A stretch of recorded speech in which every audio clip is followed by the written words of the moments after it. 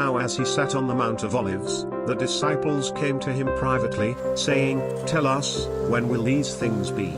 And what will be the sign of your coming, and of the end of the age?" And Jesus answered and said to them, "Take heed that no one deceives you. For many will come in my name, saying, I am the Christ, and will deceive many.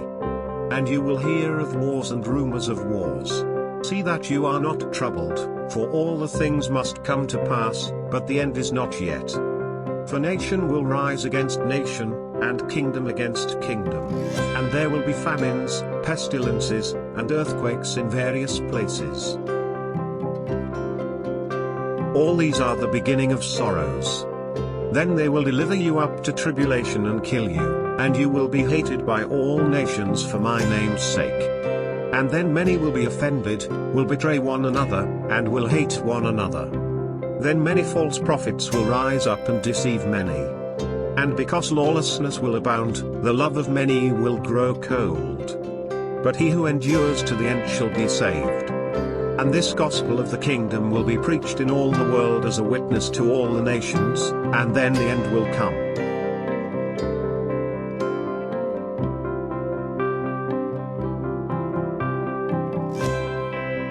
Therefore when you see the abomination of desolation, spoken of by Daniel the prophet, standing in the holy place, whoever reads, let him understand.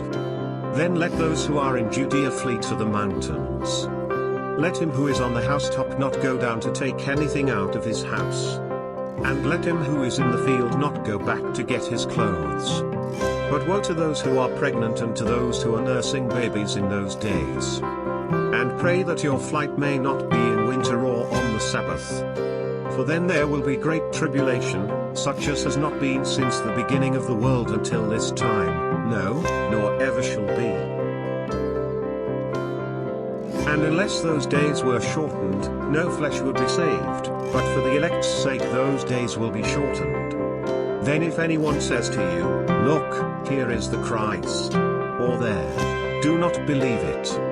For false Christs and false prophets will rise and show great signs and wonders to deceive, if possible, even the elect. See, I have told you beforehand. Therefore if they say to you, Look, he is in the desert, do not go out, or look, he is in the inner rooms, do not believe it. For as the lightning comes from the east and flashes to the west, so also will the coming of the Son of Man be. For wherever the carcass is, there the eagles will be gathered together.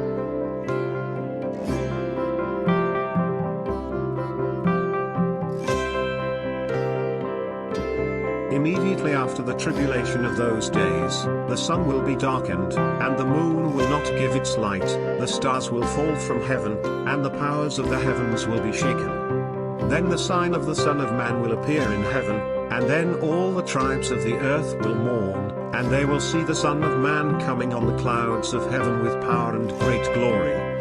And he will send his angels with a great sound of a trumpet, and they will gather together his elect from the four winds, from one end of heaven to the other.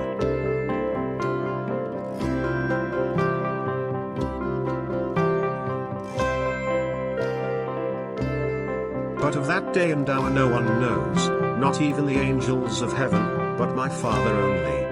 But as the days of Noah were, so also will the coming of the Son of Man be. For as in the days before the flood, they were eating and drinking, marrying and giving in marriage, until the day that Noah entered the ark. And did not know until the flood came and took them all away, so also will the coming of the Son of Man be.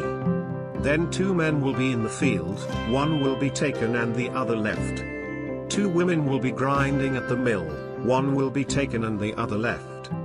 Watch therefore, for you do not know what hour your Lord is coming. But know this, that if the master of the house had known what hour the thief would come, he would have watched and not allowed his house to be broken into.